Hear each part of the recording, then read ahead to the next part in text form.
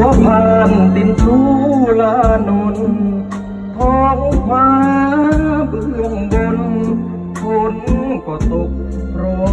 ยโปรยคืนน้องสั่งเสียงน้องยังกองเห็นก็แมวเกาะนูใจหมดหนูงงอยฟังเสียงคลื่นย้อนบอกลางสังวรว่าน้องคอยใจพี่หลวงมันเลื่อนลอยอารมณ์มันกลอยโรยราเลือกเขาตั้งควรที่เราได้จวนในคืนนั้นสัญญาใต้งอจันทร์ไม่ห่างกัน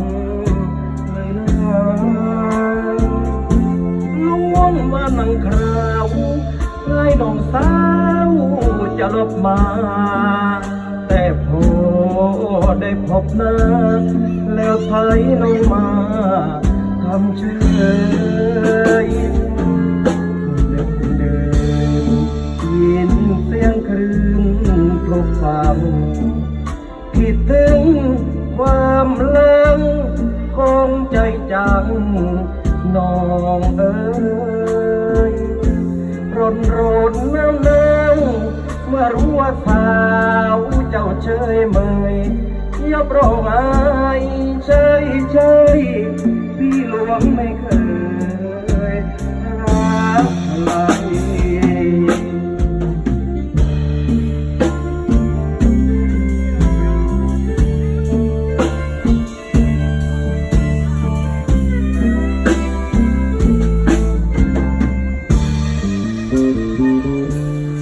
ดึกดื่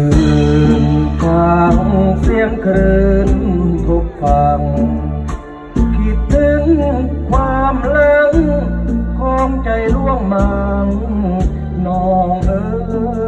ยร้อนร้อนหนาวหนาวเมื่อรู้ว่าสาวเจ้าเชยเมยเงียบร้องไห้เฉยเฉยที่หลวงไม่เคยใคร